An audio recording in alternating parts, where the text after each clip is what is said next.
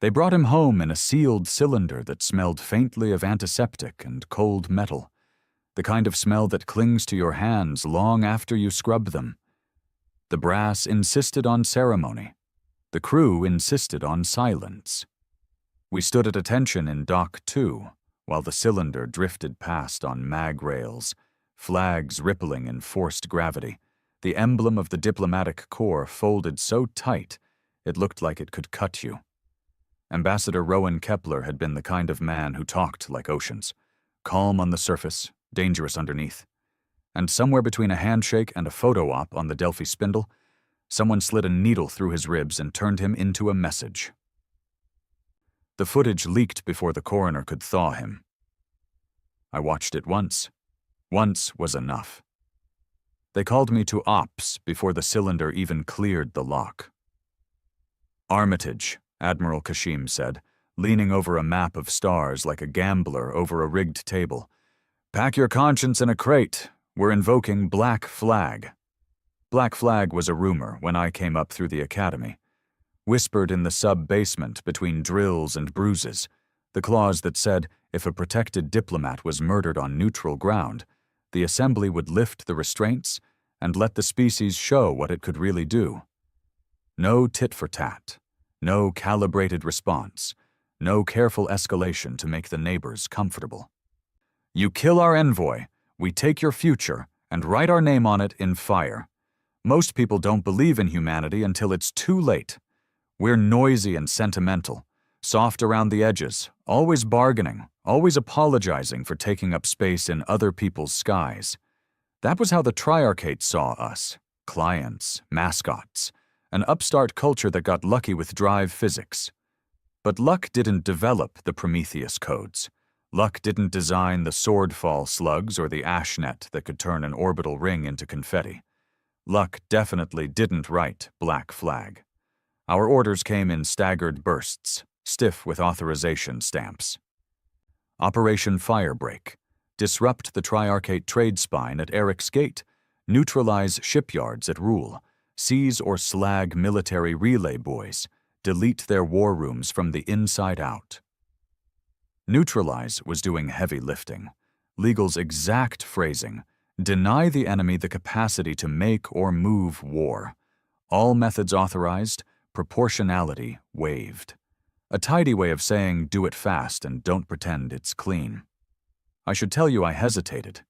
Maybe that would make me more likable. Truth is, the first thing I felt was relief. Something in me had been waiting for permission to stop pretending the galaxy respected restraint. The second thing I felt was old training, clicking into place like a rifle stock against the shoulder. You don't love war to be good at it.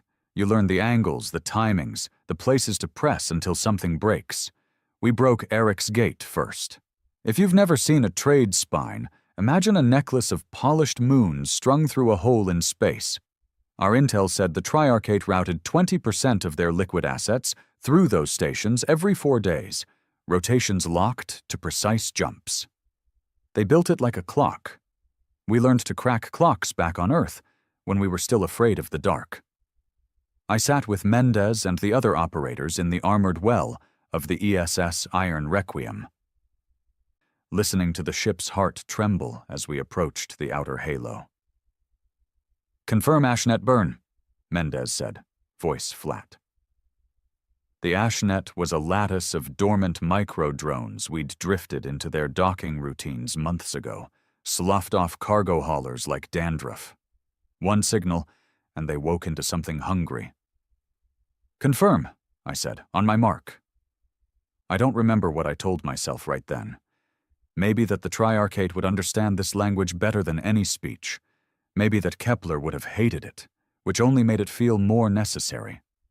The mark left my throat, the signal left our dish, and somewhere in the quiet between stars, a web of invisible teeth closed on their station's breathing. Docking clamps clenched and wouldn't unclench. Fire doors sealed and refused to recognize heat.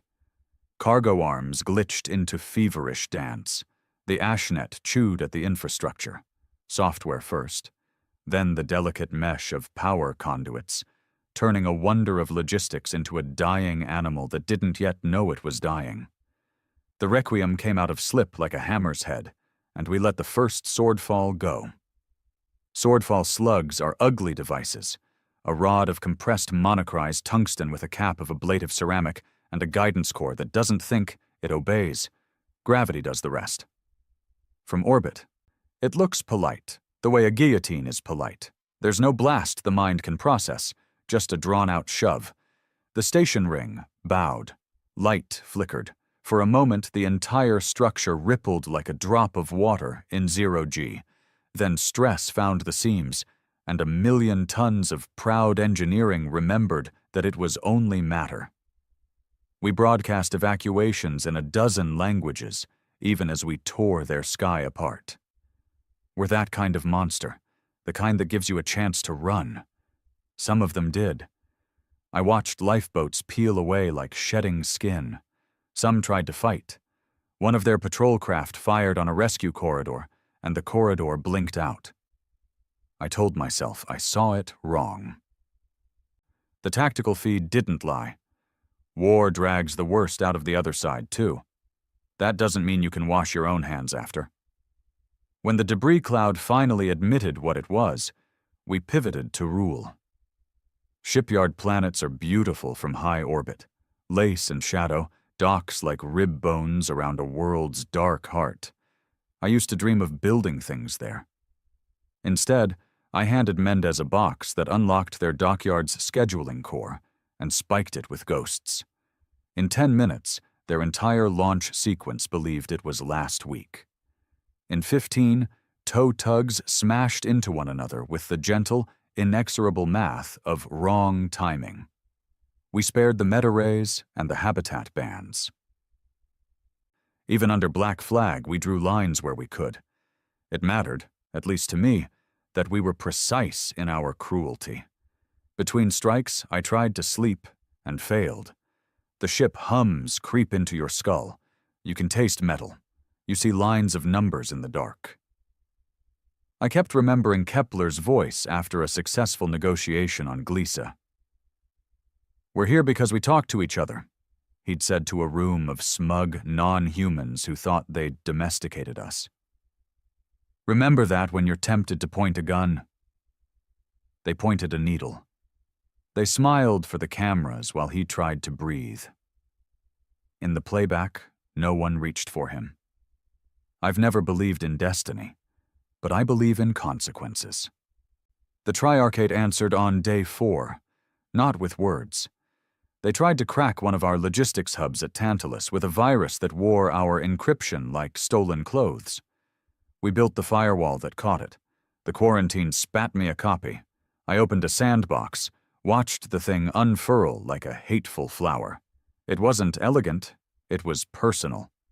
The header joked about Earth's pet primates. That was a mistake. It's one thing to wage war. It's another to be sloppy enough to insult the barrel of the gun aimed at you. "Send it back," Admiral Kashim said, eyes like winter. "Gift-wrapped." We didn't just send it back. We braided it into a return packet full of their own credentials and war room clearances, a Trojan that looked like contrition. When their generals opened it, the virus didn't erase their files. It translated them, line by line, into every human language and posted them in every public archive we had. Plans, budgets, casualty projections, names of the people who signed the assassination order. The Triarchate didn't bleed from that strike. They suffocated under the weight of their own truth. By the end of the first week, we held 7 gates, and their main fleet had retreated behind constituent borders, abandoning client species like a landlord selling a building still full of tenants. The politics will come later. The reckoning is now. I don't pretend this was justice. Justice is slow and careful and looks you in the eye. This was a lesson delivered with a fist. I stood once more in Dock 2, looking at the empty rails where Kepler's cylinder had floated. The quiet felt earned. The stars beyond the viewfield were the same, indifferent and old, But something in the way they stared back suggested they finally understood what lived here. We could talk, we could build, we could bleed, but if you killed one of ours under a flag of truce, we would show you the part of humanity that learned to survive on a planet that tried to drown us, starve us, burn us, freeze us, often on the same day. We didn't do restraint anymore, not with you. The war changed its rhythm fast, like a drumbeat speeding up until your chest rattled. Every morning, if you could still call it morning on a warship, new orders hit our screens. Every night, if you could still call it night when sleep was just closing your eyes for 10 minutes in a dark alcove, the casualty reports came back. The numbers climbed, not in neat columns but in jagged leaps. Every strike we made cut deeper. Every retaliation the Triarchate threw landed duller, less precise, like a boxer swinging wild after too many hits. You'd think I'd feel triumph. I didn't. I felt heavier, like each victory layered another stone on my ribs. But the men under me, they looked at me like I was a compass. You can't let a compass spin, not when everyone else is trying to walk straight in a storm. So I told them the lies commanders tell. We're close. One more push. They're already broken. And maybe they were. But lies, when repeated often enough, sound like prayers. We took the relay buoys at Altair with a surgical strike that wasn't surgical at all. The plan had been to jam their comm lattice, cut their signals so their fleets drifted blind. Simple. Elegant. What happened instead was one of those moments history won't print neat. Their defense grid read our intrusion as a friendly update request because of the Trojan we'd laced through their own channels days before, and opened every gate at once. Imagine pulling the locks off every vault in a city while the streets are already burning. We hadn't meant to humiliate them. We just wanted silence. Instead, we got chaos. Their fleets tripped over themselves, colliding in the blind panic of mistrust. I saw the footage later from a recon drone. 2 of their warships tore each other apart in a docking lane, all because neither trusted the other's transponder. Our virus had shaken their bones loose. For a moment, I almost pitied them. Then I remembered Kepler choking in a room full of aliens who didn't lift a finger to help. Admiral Kashim called us into a briefing after the Altair fiasco. She didn't sit. She didn't even blink much. They wanted to treat us like a minor power, she said. They wanted to make an example of us. Now we're making an example of them. But don't mistake this for the end. Cornered beasts fight harder than hungry ones, and the Triarchate just found the corner. Her words stuck to me. I carried them back to my bunk. Though bunk is too generous, it was a steel shelf with a foam pad and a net to keep you from drifting. I lay there listening to the hull groan, the quiet hum of life support. The occasional thump of a correctional thruster. Warships never sleep. They breathe around you, always hungry, always ready. Sleep didn't come easy. When it did, it came with dreams. Not of Kepler anymore, not even of the Triarchate's smug faces. I dreamed of Earth, of walking through a city at dawn when the air still smelled of bread and diesel, when nobody cared who you were as long as you kept moving. I dreamed of the ocean, the one place that never cared about borders, flags, or enemies. Then I woke up, and the stars outside the viewfield were cold, endless, and patient. The next strike was personal. The Assembly's intelligence service had confirmed the names of the officials who signed off on Kepler's assassination. They weren't soldiers. They weren't even strategists. They were bureaucrats with pens, men and women who thought they'd never be touched by the blood they spilled. Kashim handed us their names, their coordinates, their schedules. It wasn't about strategy anymore. It was about showing the galaxy that humanity could reach anyone, anywhere. We ghosted into their capital station through a supply route our virus had cleared. No alarms, no resistance. Just the eerie quiet of a system that believed its locks still held. We didn't use bombs. Too messy, too quick? Instead, we used precision, surgical drones slipping through vents, whispering into bedrooms, making death look like an accident until the tally reached 5. I didn't pilot the drones, but I watched. I had to. Orders or not, I wasn't going to let someone else carry the weight of this alone. The feeds showed faces that looked more afraid than guilty. One of them even tried to bargain, whispering promises into the dark as if the machines could be bribed. They couldn't. They were human-made. They finished the job clean, efficient, merciless. When the last official stopped moving, I shut the console and sat there in silence. My crew didn't cheer. They didn't even speak. We just drifted back to the Requiem like shadows leaving a crime scene. That's when I realized what war had already done to us. Made murder feel like procedure. But it wasn't enough. Not yet. The Triarchate still had fleets, allies, pride. And pride was the one thing we hadn't broken yet. That would come next. Pride isn't a fortress you storm with guns. It's a tower you cut at the base and then let gravity do the rest. That's what Kashim wanted. That's what I wanted, if I was honest with myself. We'd hit their money, their fleets, their breath. Now we had to hit their story, the one they told themselves about being destined to rule lesser species. About being the calm center of a noisy galaxy. You don't argue with a story like that. You put a hole through it big enough for the whole sky to pour in. They called it Conclave Day. Every cycle, the Triarchate broadcast a parade from their capital ring at Helix Prime. Honor guards in mirrored armor, chandeliers of drones spelling out their slogans in vacuum-safe glitter, children of the ruling houses reciting oaths beneath a spire of living crystal that grew from the ring's bone like frost. I'd seen it in academy briefs, cultural study, propaganda analysis. The spire had a name in their 4-note language that doesn't translate cleanly. Closest we had was Pillar of Right. Every one of their citizens knew the camera angles by heart. We named our operation Thunder Sermon. Subtlety took a holiday. The brief landed on my console hot enough to burn.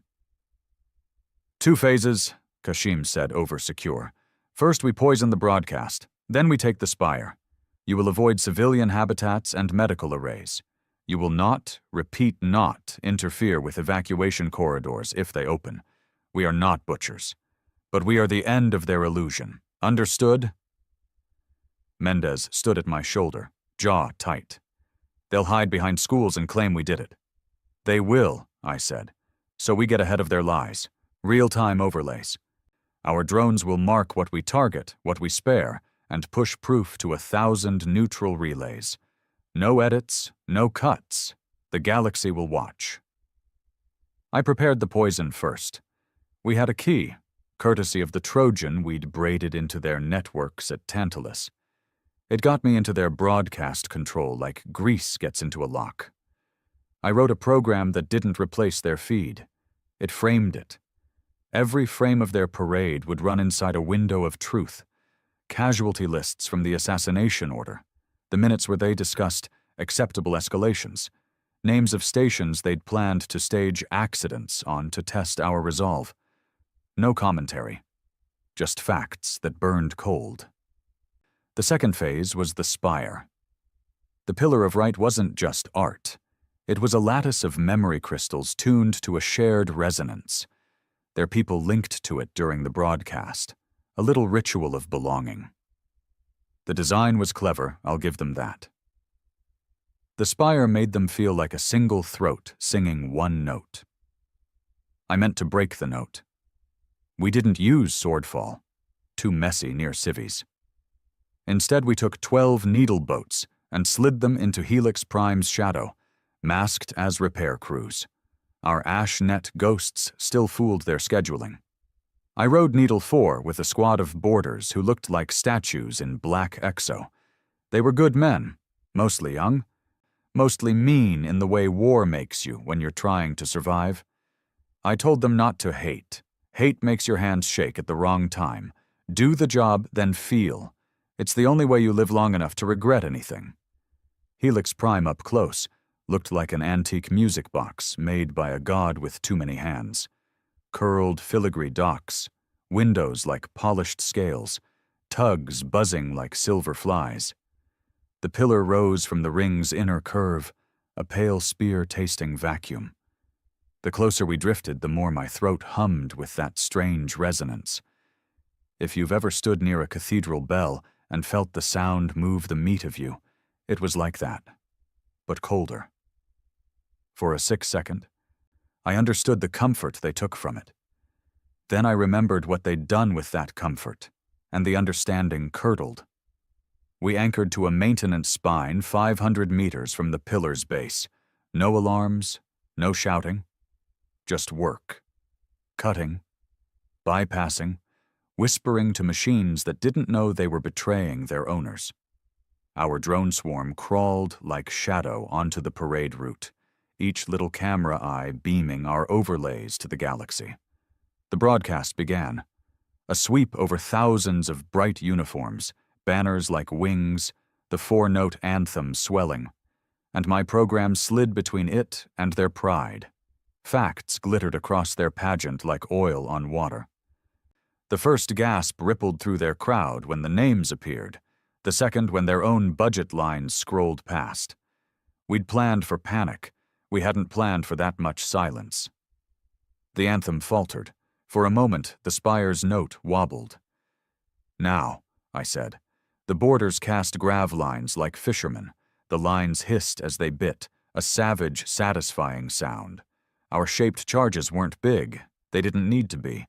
The pillar's beauty was also its weakness, a neatly tuned resonance that could be untuned. We laced the base with microbursters timed to sing a counternote. Pandari, our tech chief, checked the frequency with a look that bordered on reverence. "You good?" I asked. "This is going to hurt," Pandari said. "Not physically, the idea of it." "Do it anyway." He did. The counternote started as a whisper. Then it sharpened. The pillar's song fought it like a wine glass against a fingernail, a pure, rising scream in a register that made my teeth ache. The crystal went from pale to angry pink to a color I don't have a name for. Its perfect planes fuzzed. A crack sprang like a spiderweb from the heart. For a heartbeat, it seemed the pillar would hold on out of spite. Then the base sighed, and the whole proud spear slumped. It didn't shatter. It wilted, like a flower deciding it had been arrogant long enough. Crowds below stared up, mouths open. Some fell to their knees. Some pointed and shouted. The honor guard didn't move. Their helmets hid their faces. Maybe they were grateful not to be seen crying. "Broadcast holding," Mendez reported from the Requiem. "We're live on 300 channels. They can't cut us without cutting themselves." "They'll try," I said, "because that's what you say when you taste victory and don't trust it." They tried. Triarchate security teams finally woke, spilling into the maintenance corridors with weapons built for showy intimidation rather than the workmanlike murder we were good at. We gave them the courtesy of warning shots. They didn't take the hint. In tight spaces, Exos and training win over ornament every time. My men took them down the way you take apart a machine, piece by necessary piece. I remembered what I'd told them about not hating and tried to take my own advice. It worked until a guard fired wild and hit a civilian tech trying to crawl under a safety shutter. The man's blood globed into little red beads, the kind kids back on Earth used to chase in zero-G while laughing. I put a round through the guard's visor. I didn't feel bad about that. The spire was done. The broadcast was poisoned beyond cure. All that remained was the sermon. I fed the channel a simple screen. The seal of the assembly, then my face. I'm not special. I've got one of those forgettable faces that blend into a crowd, a nose that's been broken twice, eyes that don't do much except stare back when a mirror makes me. That was the point. No hero, no statesman, just a man in uniform who'd had enough.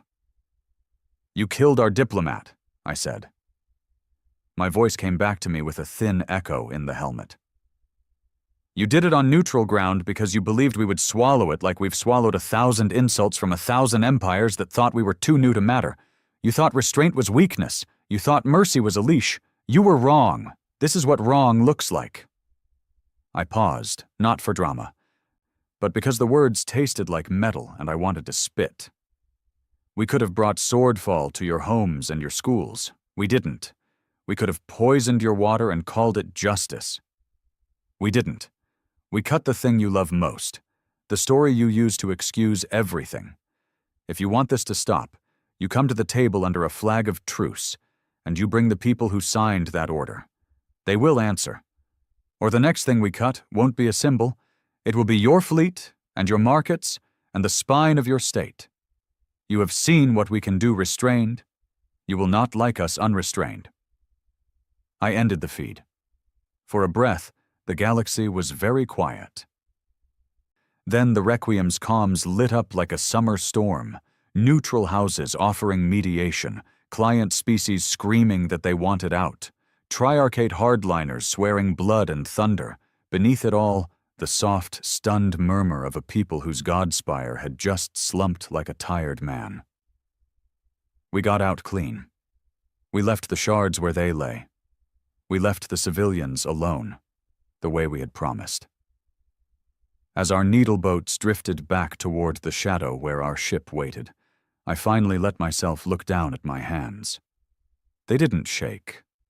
That worried me more than any enemy fleet. Back aboard, Kashim didn't smile.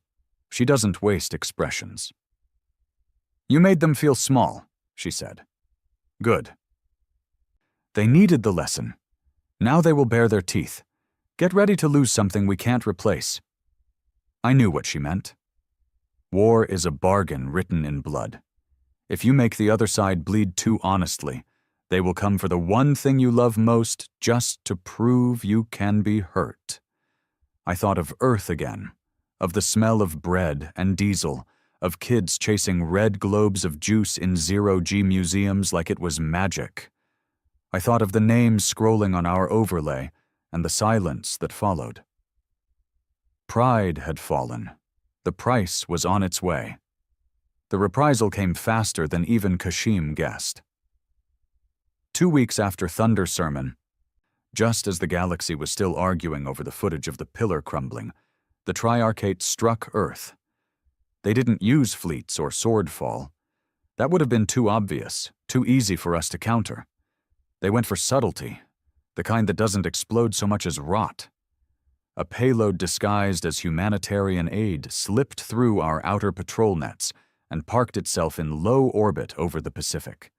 It looked like a satellite, moved like a satellite, until it cracked open and bled spores into the high atmosphere. By the time the alarms screamed, it was already too late. The spores weren't designed to kill outright. They were designed to linger. They turned the air thick with microscopic razors, cutting lungs slow. They ate into crops. They fouled water filters. Earth didn't burn. It coughed. We lost 10,000 in the first 3 days. Not soldiers, farmers, dock workers, kids walking to school, the kind of people diplomats like Kepler had wanted to protect when he went out there with nothing but words. I wasn't on Earth when it happened. I was with the Requiem pulling sensor sweeps near Vega Gate when Kashim called us into command. She didn't raise her voice, but I swear the temperature dropped 5 degrees just from the words. They touched home, she said. They've crossed into the one territory they can't afford. They wanted us to feel helpless. They wanted us to taste slow death. They've forgotten who we are. I didn't need her to spell it out. Earth is humanity's softest point, and also its sharpest knife. You hit it. You wake every sleeping beast we keep in reserve. Black Flag had unleashed our claws. Now they'd drawn blood close to the bone. Restraint wasn't just lifted anymore. It was buried. Mendez found me after the briefing, his face pale in the blue light of the tactical feeds. They'll want escalation, the kind nobody walks back from. They already have it, I said. My voice surprised me. It was too steady. What's left to restrain? The assembly didn't hesitate. A full mobilization order blared across every channel. Civilian yards turned into ship forges overnight. The fleets we'd kept docked in case of negotiation sailed. Weapons we'd locked away under treaties were pulled out like relics from a temple. Orbital cannons at Luna, long dormant, lit up for the first time in 50 years. Earth wasn't just coughing anymore. It was snarling. Our orders: retaliate in kind, but harder. Not spores, not poison. That wasn't our style. We were to erase the heart of the Triarchate's supply chain, their cradle world, Karen, where their ruling houses had built their palaces and their labs. Not glass it, not yet. But take away its air, its water, its pride. Show them what it means to choke on helplessness. When Kashim laid it out, half the room shifted uneasily. The other half leaned forward like hounds catching scent. I just sat there, fists tight, remembering the footage streaming out of Earth, mothers holding children in oxygen tents, men coughing red into white towels, fields wilting under invisible knives. This isn't justice, Mendez whispered to me later, when the others were gone. No, I said. It's balance. We slipped through the shadow routes we'd carved with ash nets and ghosts, all the way to Karen's inner system. I'll never forget the first sight of it. A blue-green world, smaller than Earth, wrapped in ribbons of silver cities along its equator, the air thick with drifting gardens that glittered in their twin suns. Beautiful. Fragile. Exactly the kind of place you don't hit if you want the galaxy to like you. Exactly the kind of place you do hit when you want the galaxy to remember your teeth. Our weapon wasn't swordfall this time. It was called the Leviathan Net, a swarm of satellites linked by grav ropes invisible to the naked eye. Drop it into a planet's exosphere, and it doesn't burn the ground. It suffocates the sky. Gradual, methodical, irreversible, until dismantled from within. It was a weapon of patience, designed not to kill fast, but to remind a world that every breath it took came courtesy of human restraint. We seeded the net in silence. Karen's defense grid never even twitched. Within hours, the first tremors rippled through their atmospheric currents. Their comms filled with confusion, then panic. I listened to their pilots scream at each other about readings they couldn't explain. One even begged his superior to believe him, swearing the air itself was turning against them. I should have felt triumph. Instead, I felt sick. I'd spent years training to defend Earth, to protect people like those on Karen, families who thought their leaders' lies would shield them from consequences. And here I was, strangling them with invisible ropes, all because their masters had sent spores into our skies. The hardest part wasn't deploying the net. It was holding the line when the evacuation requests came in. Karen's civilians tried to flee, hurling lifeboats and liners into orbit. Some of our captains wanted to cut them down, claim it was safer to prevent spies from slipping through. Kashim refused. "We are not executioners," she said. "Let them run. Fear spreads faster than fire." I respected her for that, but respect doesn't wash the blood off your hands. When Karen's twin suns dipped below its horizon, and the first cities reported blackouts from failing filters, I realized the truth. We weren't at war anymore. We were in something worse. This wasn't soldiers meeting soldiers. This was survival turned into theater. Each side performing cruelty to prove endurance. Each side trying to outdo the other in how loudly it could scream across the stars.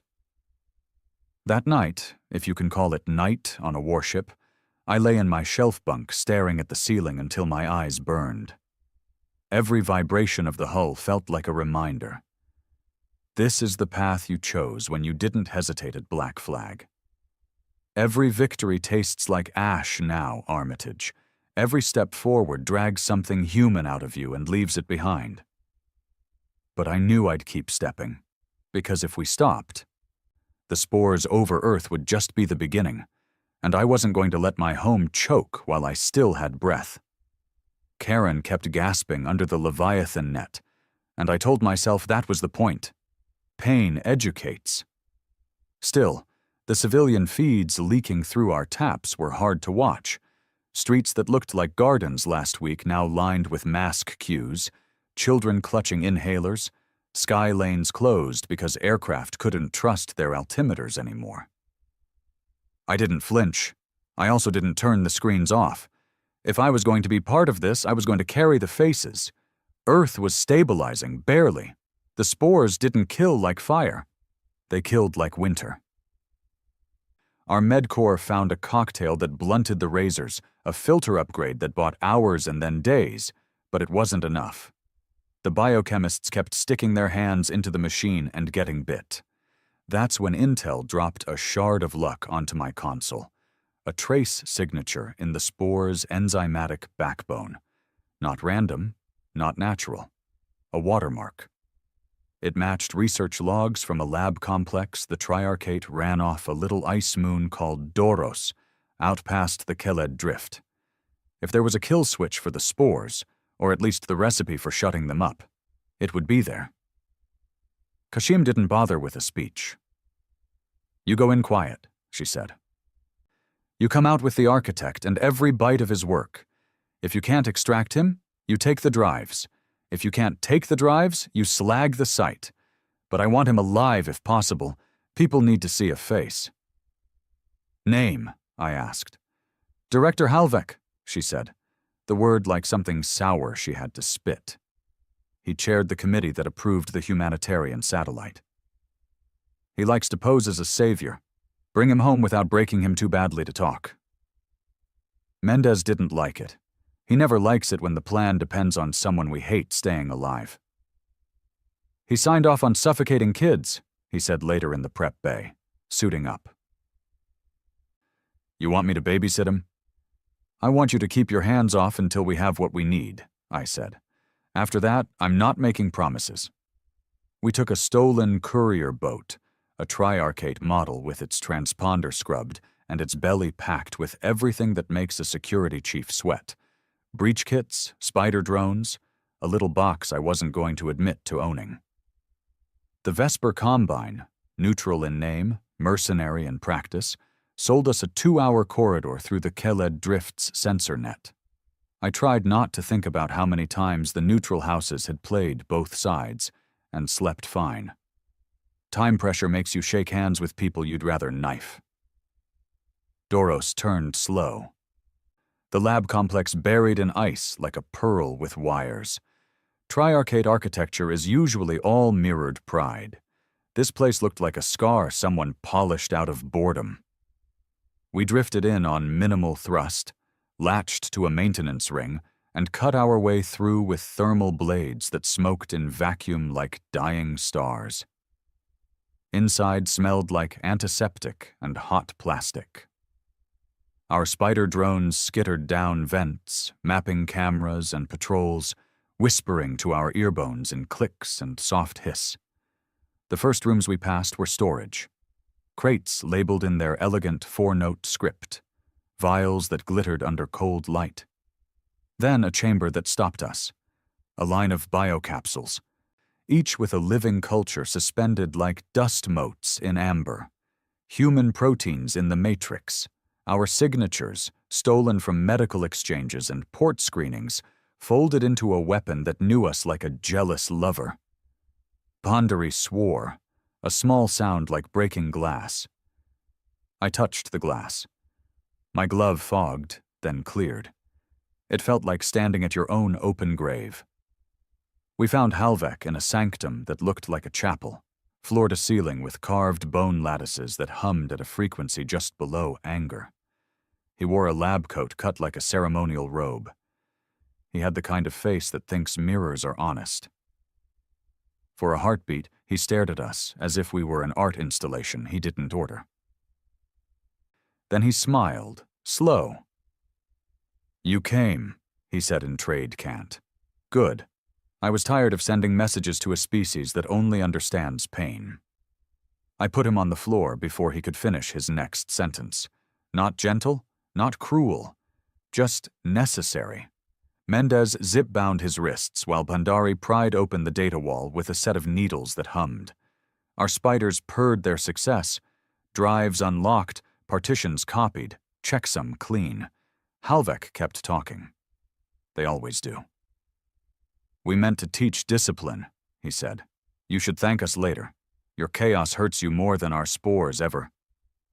I pulled the gag from my belt and gave him the gift of silence. The alarm hit us on our way out. Not the bright scream of a system catching an intruder. Something lower, closer to a heartbeat gone wrong. The maintenance corridors blinked from white to red. My earbone filled with Mendez's calm panic. "Security teams, east and west. 4 squads, and there's a timer rolling on a charge under the coolant core. They're scuttling their own lab." The Vesper corridor had been a leash. Whoever sold us the window also sold our arrival time. Anger sharpened everything. "We split," I said. "Mendez, take Halvek and the drives and go. Bhandari, with me. We'll cut the timer and double back." He didn't argue. That's what trust looks like in a place where trust gets people killed. He threw Halvek over a shoulder like a sack and ran. I took Bhandari down a ladder into the lab's guts, where pipes sang and the heat made your teeth ache. The charge was there, sleek and efficient, wrapped around the core like a lover's arm. Bhandari knelt, hands moving in exact, patient anger, whispering to the detonator the way you whisper to a dog that's about to bite you. "I can't disarm clean," he said, "but I can make it stupid. 10 minutes instead of 2, if we live that long." We did not have 10 minutes. Security hit the catwalk above us, rifles barking the kind of plasma that paints the air ugly. I dragged a shield from the wall bracket and held it up while Bhandari worked. Heat chewed the edges. A round clipped my shoulder and set fire to my suit's outer layer. Pain is noise. You learn to tune it down. "Done," he said finally, voice thin. "It thinks it's sleeping. It's actually drooling." "Good enough," I said, and threw a flash up at our visitors. They recoiled like anyone who has eyes. We ran. The corridors became a tunnel of red light and breath. We hit the maintenance ring and found Mendez waiting with the courier's maw open and Halvek trussed like a prize hog, his eyes wet with offense. Outside, spotlights stabbed the ice. We launched dirty, scraping shields along the ring, then punched the drift with our little boat, wheezing like an asthmatic dog. They chased. Of course they chased. Interceptors like angry needles, fast and elegant, closing the distance while our stolen courier shook.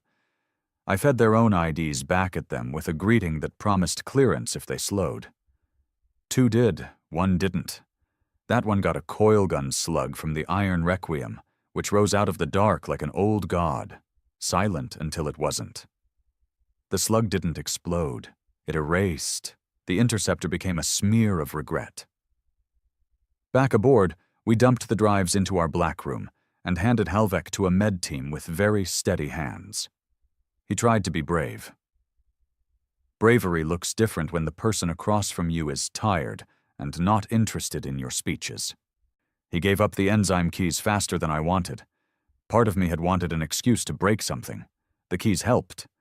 Within a day, our medcorps turned the filter patch into a cure that coaxed the spores into dormancy. Earth's cough turned from bloody to wet to exhausted. You could hear relief in the way people cried. Bhandari didn't live to see it. Infection got into the wound the plasma had opened in his side, and the bacteria out here don't play by the rules we studied on Earth. He died quiet, annoyed at the fuss, asking me if I'd double-check the math on the Leviathan net's decay so it didn't overrun into collapse. I promised. Later, alone. I sat with his empty bunk and wondered how many good men it takes to buy a cure that should never have been necessary. Kashim came to the black room the next shift. "We can loosen the net," she said, "not drop it. Loosen it. They haven't delivered the assassins. They haven't admitted guilt. They're still lying to their people." "We have what we came for," I said. "Earth is breathing." "Earth is breathing," she agreed. "But they touched home. We don't stop until they learn what that costs." I didn't argue. I also didn't say yes. I watched the feeds from Karen, the way the clouds moved like wounded animals, the way people looked up at a sky that no longer loved them. And I recognized the same look I'd seen on Earth. That's the thing about war. If you stare long enough, every face starts to look like someone you know. We sent the first shipments of the cure back home. The numbers started bending in the right direction. The assembly broadcast joy with a careful tone, like a laughter after a funeral. The Triarchate answered with something new on our scopes, a pattern in slip space that made my skin crawl. Our analysts named it the Quietus Array, a field that could lock our drives out of certain corridors and trap fleets like insects in amber. They were going to try to cage us near Sol. The Quietus Array was the kind of weapon you built when you wanted to trap a species, not kill it. A lattice of resonance nodes strung through slipspace corridors, tuned to choke our drives mid-jump and leave fleets stranded, blind and slow. It wasn't elegant, more brute physics than clever coding. But if it worked, Sul would become a gilded cage. Earth wouldn't burn. It would suffocate behind walls no one could cross. The first signs showed up in merchant traffic. Civilian freighters went in at Vega Gate and came out 2 systems over, late, bleeding drive cores. One didn't come out at all. The Triarchate broadcast sympathy messages while their analysts laughed in closed sessions. Our own engineers stared at the telemetry and went pale.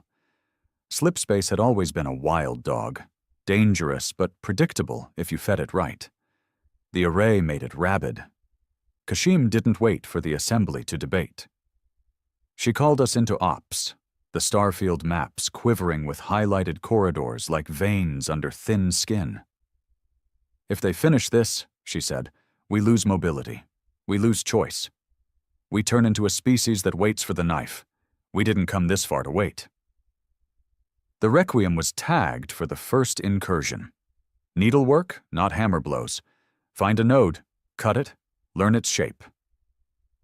We had intel from Halvek's drives. He'd bragged about early prototypes, thinking his genius eternal. His arrogance gave us an address, a half-built array segment near the corpse of a red dwarf, 9 hours slip from our current position. When we arrived, I thought at first it was a graveyard. Metal skeletons hung in space, long arcs of alloy bent into crescents, each pulsing with faint light. Dozens of them, connected by threads too thin for sensors but thick enough for physics. The air around the dwarf shimmered, distorted, like heat off asphalt. Our drives groaned just looking at it. We went in quiet, drones first. They buzzed across the lattice, feeding us schematics. The nodes weren't automated. They had crews, living quarters, work bays, soldiers posted like beads on a rosary. That was both a weakness and a cruelty. If we cut one node, we cut 100 lives with it. If we didn't, they'd cage 1 billion. Options? Kashim asked. Her voice clipped. Sabotage, Mendez said. Slip in, plant charges, make it look like a reactor fault. Buy us deniability. Or, I said, we infect it. Same trick we used on their gates. Turn their lattice into our doorway instead of their wall. Kashim's gaze sharpened. You think you can flip it? I think I can make it unstable enough to bite them instead of us. She gave me the nod. That nod carried weight. It meant she was giving me the knife and expecting me to bleed with it if it broke. We prepped for insertion, Exos, quiet charges, drones loaded with enough false signals to make a ghost fleet dance. I didn't tell the men what would happen if the array pulsed while we were inside. No point. They'd seen slipspace fractures before, ships stretched thin as paper, voices recorded in black boxes that lasted 5 hours after the hull was gone. You don't walk into that knowing. You walk in pretending. We boarded Node 12. It looked like a spinal column wrapped in scaffolding. Triarchate guards patrolled with rifles, more ceremonial than lethal. They didn't expect intruders here. That arrogance saved us. We cut them down before the first alarm even thought of waking. Inside, the air stank of coolant and old meals. The crew, workers, not soldiers, scattered when they saw us. I let them. Killing unarmed men doesn't teach anything except that you're tired of looking at yourself. Pandari should have been here. He would have loved the Lattice's math. Instead, I crouched at the control core with Mendez covering my back. The core pulsed, a rhythm older than drums. Slip-space harmonics, bent into chains. I slid the Trojan in, fingers shaking just enough to make me curse under my breath. The code didn't fight. It accepted me, too easily, like a throat inviting the knife. That was when the array spoke. Not words, a resonance that slid into my skull, cold and familiar. It felt like the Pillar of Right had, back on Helix Prime, an idea turned into a sound.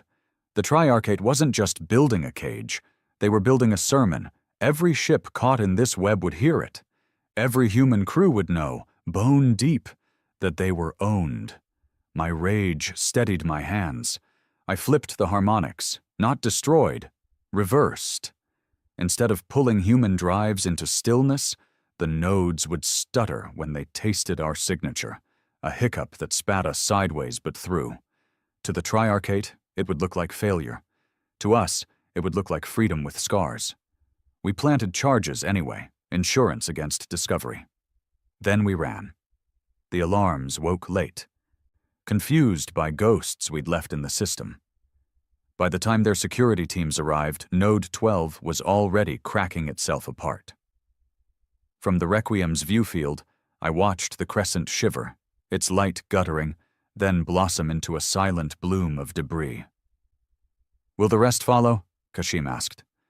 "Not yet," I said, "but the seed's in them. Every time they try to tighten the cage, it'll shake looser. They built a prison out of glass. All I did was tap it." She didn't smile, but she put a hand on my shoulder. That was rarer than metals.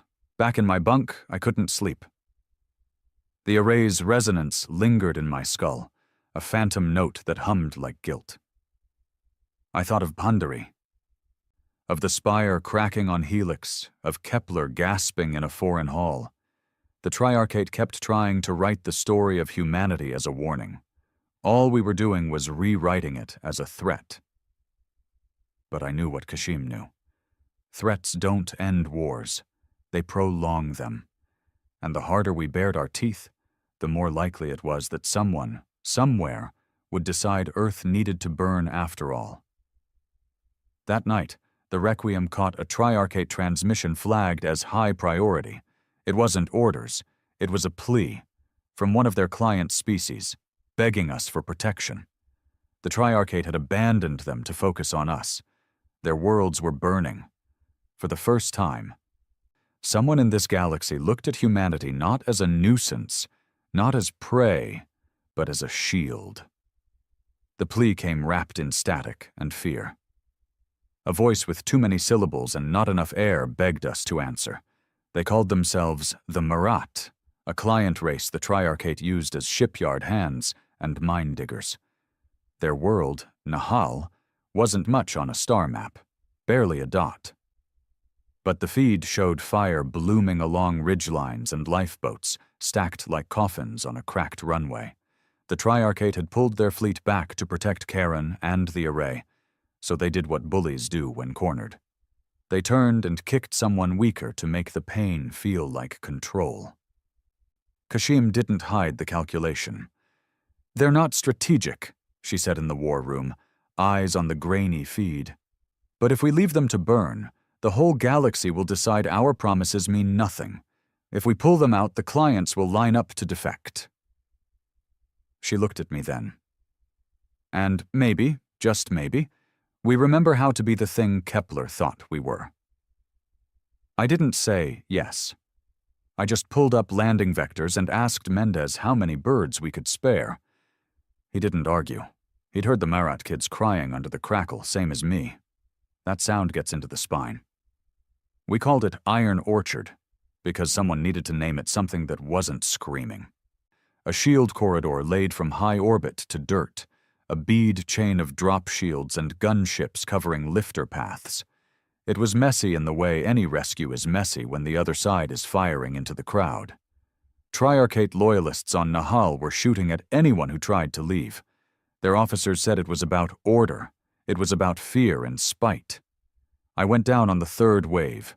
Exosuit sealed, rifle mag checks by habit. The landing bay stank of hot metal and nervous sweat. As the ramp cracked open, the heat hit me. The kind of heat that makes your vision shimmer. The sky was dirty with smoke. Our first shield beacon flickered like a candle in wind as plasma bolts chewed at it from a hillside bunker.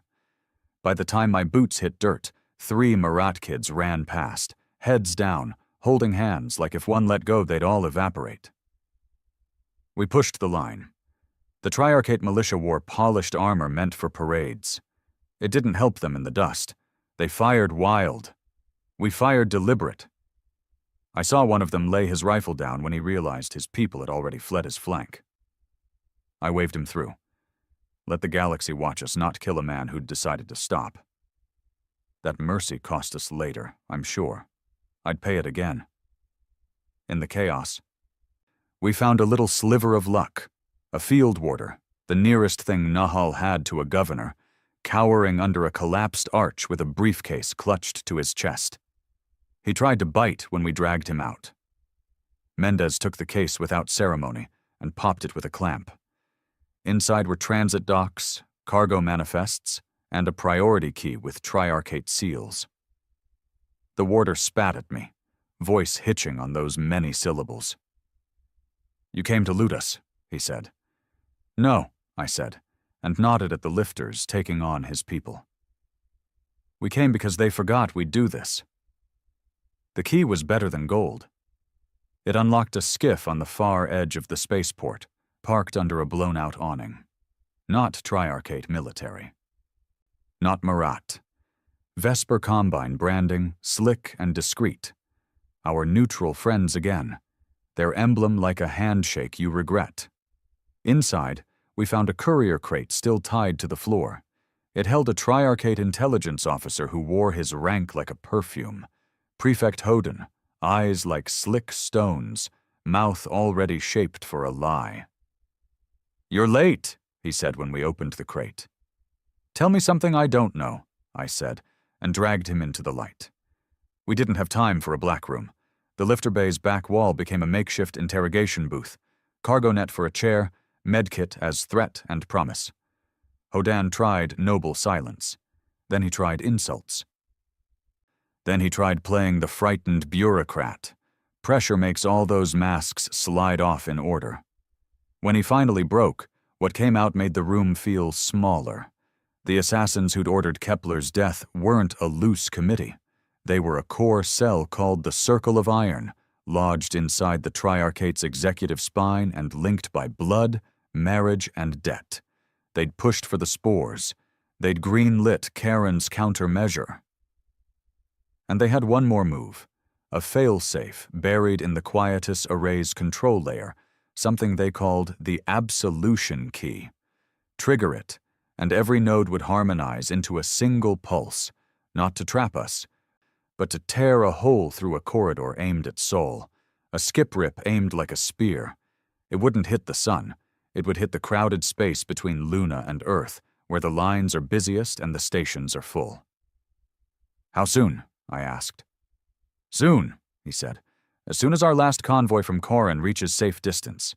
As soon as the Circle votes." "Names," I said. "I want the names." He gave them, each a taste of iron on my tongue. He gave routes, too. Paths the Circle used to move off books. One of those routes ran straight through a Vesper Combine relay, the same Combine whose skiff we'd just cracked.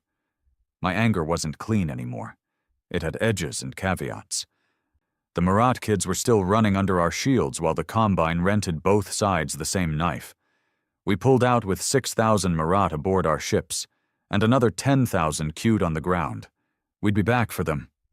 It felt like promising to keep a tide from coming in. In orbit, the Requiem took them in, stacked pallets in hangars and turned machine rooms into sleeping decks. The ship smelled like bodies and canned stew. I walked through it, listening to the way people sighed when the deck hummed steady under their feet.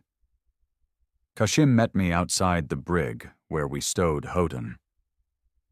"You look worse than usual," she said. "He gave us the circle," I said, "and something worse." "Absolution key. Sol is the target." She went still. It's hard to make Kashim look afraid. I saw it then, a hairline crack. "Show me," she said. We didn't have to take Hoden's word for it. Mendez used the Vesper key to peek into their relay logs and found a packet flagged black. It was a vote schedule and a route for the key, a physical artifact, carried like a holy thing from node to node, so no one could intercept it with code. The route crossed Meridian Deep, then curved toward a relay on the edge of the Sol corridor. And Vesper Combine was the courier. "Neutral," I said, hearing the word curdle, "right up until the invoice clears." We moved. There wasn't time for a plan with edges sanded smooth. We split the fleet. Kashim took the heavy units to hover over Sol's outer gates and wait for the key's approach. I took the Requiem and 2 fast cutters to Meridian Deep to intercept the courier at the bend, where slipspace fractures like old glass and even good pilots clench their teeth. We dusted off an old weapon from a drawer we didn't admit we owned, a tether mine that grabs a ship by its transponder and refuses to let go, then whispers math in its ear until it thinks it's somewhere else. At Meridian, the deep churned in slow violet waves. I've never liked that place. It feels like standing on a cliff in fog, listening to the ocean below but not sure where the drop starts. Our tethers sat quiet, polite as fence posts, until the Combine courier slid along the lane like a knife behind a curtain. It was beautiful. I hate that I noticed. We snagged it clean. The ship spasmed once, twice, then settled into our false coordinates like a drunk into a wrong bed. We cut her open and found the key in a case built like a reliquary, etched with triarchate script, humming a frequency that made my teeth itch. The courier captain tried to talk price. Mendez broke his nose. I told myself that felt better than it should. We turned toward Sol with the key under guard, and Hoden muttering that we didn't understand what we'd stolen. Maybe we didn't. A thing designed to bark at a lattice of cages and make them sing in unison isn't a toy. We kept it cold and quiet and prayed that was enough. Halfway home, the array shivered. Our boards lit with a pulse that wasn't like the others, not a net closing. A call. At the same time, a contact flared at the edge of the Sol corridor.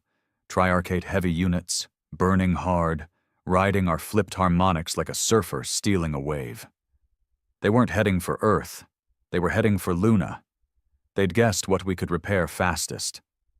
And they were going to hit our docks and our cannons before we could spool them up. Kashim came over narrowband. "They're not waiting for the key," she said. "They're trying to punch a hole and throw a spear at the same time. Get here, Armitage. If we lose Luna, we bleed out." The Requiem groaned as we poured on speed. In the viewfield, Sul brightened like a promise and a warning. I checked my rifle anyway. Old habits, old lies we tell ourselves to feel ready. On the lower deck, the Marat children sang to each other in soft, breathy voices. They didn't know what those shapes on the chart meant. They only knew the ship was running toward a fight. The last thing I heard before we crossed into the corridor was Hodan's laugh through the brig intercom, a dry, hateful sound. "You brought the sermon down once," he said.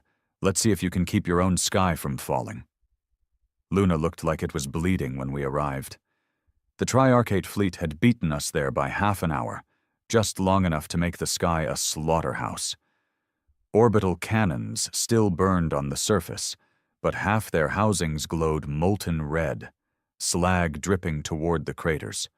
Dockyards we'd spent decades building, Yards that had given birth to ships like the Requiem hung in pieces, skeletal frames twisting slow in the void. Civilian habitats huddled behind emergency shields, their lights flickering, their comms filled with the kind of prayers you only make when you're watching the end arrive in real time. We came in hot, too hot for grace. The Requiem's hull screamed as we broke slip at full thrust. Cutter squadrons peeled off like knives, their drives flaring. Kashim's heavies already clawed at the enemy line, but she was outnumbered 2-1. If we hesitated, they'd punch through, torch the habitats, and turn Earth's moon into a gravestone. Armitage, her voice cracked through, low and hard. You've got the key. Use it. I stared at the case, locked in its cradle in our war room. The absolution key. A relic designed to make the Quietus array sing in one voice, a voice tuned to murder Sul itself. We'd stolen it to stop that. But Kashim wasn't asking me to destroy it. She was asking me to twist it, to make their own sermon backfire. Mendez stood beside me, helmet under one arm, eyes flat as stone. If you flip it wrong, he said, we don't just burn their fleet, we tear our own sky apart. He wasn't wrong. The key wasn't a bomb. It was worse. It was a throat that could scream at physics until reality broke. If I tuned it right, the array would hiccup, just like I'd made it do at node 12. But louder, across every node. If I tuned it wrong, it would harmonize. And slipspace would peel back like rotten skin. Sul would drown in a wound you couldn't close. I thought of Kepler, gasping in a hall while his killers smiled for cameras. I thought of Earth, coughing under spores. I thought of Pandari dying with math on his lips, of the Marat children singing in my ship's belly, of Kashim telling me we weren't butchers even while we slit throats. The galaxy had wanted to see if humanity would break. This was the answer. We'd break everything else first. Strap in, I told Mendez. If this goes bad, we don't get a second try. The war room fell silent as I set the key into the cradle. Its hum crawled up my teeth, into my skull, into the part of me that remembered the pillar of right screaming before it wilted. My hands didn't shake this time. Maybe that was bravery. Maybe it was exhaustion. I twisted the harmonics, not to bind, not to kill, but to stutter, to make the cage they built collapse into itself. Then I pressed send. The array howled. Every triarchate ship in the corridor froze, drives spasming, caught in a note too high to follow. One shattered outright, stretched into ribbons of light before vanishing. Another vomited fire as its core tore itself inside out. The rest flickered, their guns dimming, their vectors lost. For a heartbeat, Luna's sky was full of giants turned into statues. Kashim didn't hesitate. Her heavies surged, slamming into the frozen enemy with the force of centuries of restraint finally unleashed. Cutter squadrons swarmed, peeling armor, gutting hulls. The Requiem fired every coil gun slug we had, each one a punctuation mark in a sentence written in blood. The triarchate broke, not in retreat, but in panic. Their formation collapsed into wreckage. When the last enemy hull cracked and dimmed, the silence in orbit felt obscene. The habitats were still there. The cannons still smoldered.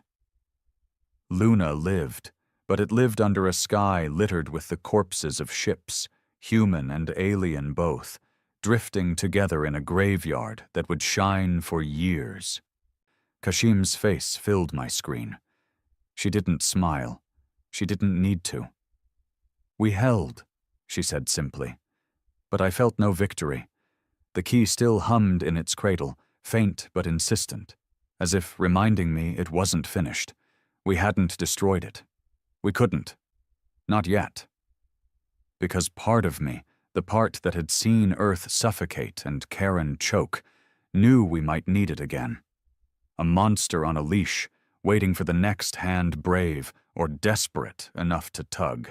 After the battle, we took stock. The Marat refugees sang louder now, their voices echoing down steel corridors, but I could see the fear in their eyes. They knew what we'd done. They knew what kind of weapon sat humming in our war room. And I think they wondered if they'd traded one master for another. I lay in my bunk later, staring at the ceiling, listening to the hum. Kepler's words haunted me. We're here because we talked to each other. Maybe once, not anymore. Now we were here because someone had murdered him, and because we'd decided the galaxy would remember that murder for centuries. The Triarchate wasn't finished. The Circle of Iron was still out there, bleeding but unbroken. They'd lost their fleets, their spire, their cages. But men who kill diplomats in broad daylight don't quit. They plot. They wait. And so would we. Humanity had bared its teeth, and the galaxy had seen the bite. No one would forget. Not the enemies who'd underestimated us, not the allies who'd begged us for shields, and not the children in our own corridors who would grow up listening to the hum of the key and wonder if their fathers had damned them to live in a world where restraint was a relic. That night, I understood the truth. We hadn't just declared war without restraint. We'd taught the stars what it meant to fear us,